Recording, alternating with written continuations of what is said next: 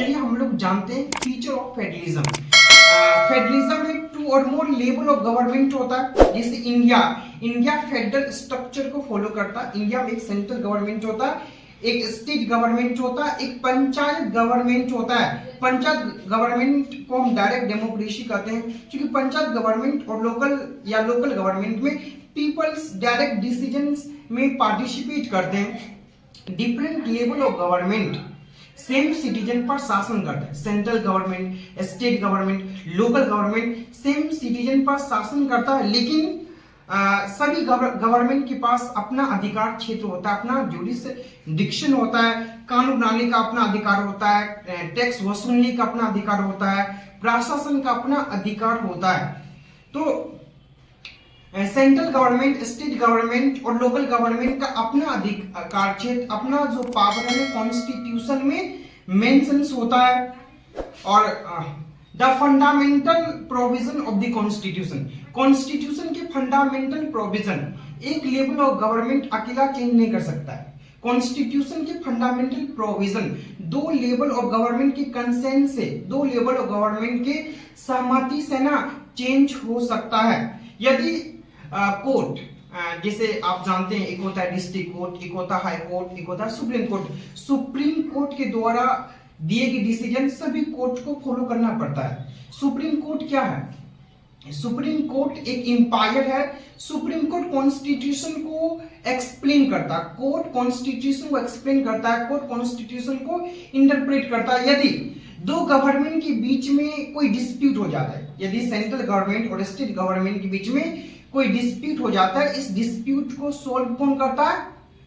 Court करता है, Supreme Court of India करता है। Supreme Court of India constitution का गार्जियन है, कॉन्स्टिट्यूशन का प्रोटेक्टर है सुप्रीम कोर्ट ऑफ इंडिया।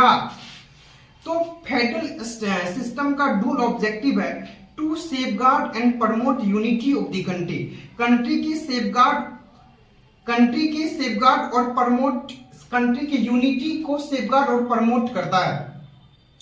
और same time accommodate regional government को एकोमोडेट करता है। जैसे कि आप जानते हैं, एक होता है कमिंग टुगेदर फेडरेशन, एक होता है holding together federation. Coming together federation में इंडिपेंडेंट स्टेट आपस में मिलकर एक बिगर यूनिट बनाते हैं। इंडिपेंडेंट स्टेट आपस में मिलकर बिगर यूनिट बनाते हैं। इस टाइप के फेडरेशन को बोलते हैं coming together federation. Coming together federation का एग्जांपल है United state of America, Switzerland और ऑस्ट्रेलिया। कमिंग टुगेदर फेडरेशन में सभी स्टेट के पास इक्वल पावर होता है ना, और स्टेट है ना स्ट्रॉन्ग होता है। जैसे यूनाइटेड स्टेट ऑफ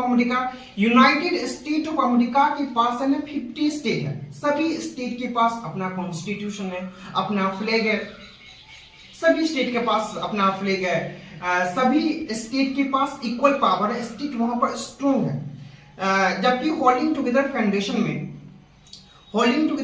में क्या होता है कि large country decide to divide its power between constituent state and national government. Large country decide करता है, स्टेट और नेशनल गवर्नमेंट के बीच में पावर डिवाइड होता है। होल्डिंग टुगेदर फेडरेशन में क्या होता है बाबू? तो लार्ज कंट्री पावर को डिवाइड कर देता है, स्टेट गवर्नमेंट और सेंट्रल गवर्नमेंट के बीच में पावर को डिवाइड कर देता है। जैसे एग्जांपल में इंडिया, स्पेन, बेल्जियम में होल्डिंग टुगेदर फेडरेशन। और होल्डिंग टुगेदर फेडरेशन में सभी स्टेट के पास इक्वल पावर नहीं होता है, सभी स्टेट के पास इक्वल पावर नहीं होता है। कुछ स्टेट को है ना स्पेशल पावर दिया है, कुछ स्टेट को स्पेशल प्रिविलेज दिया है। जैसे आप जानते हैं कि नॉर्थ ईस्ट के कुछ स्टेट को स्पेशल प्रिविलेज दिया है। 2019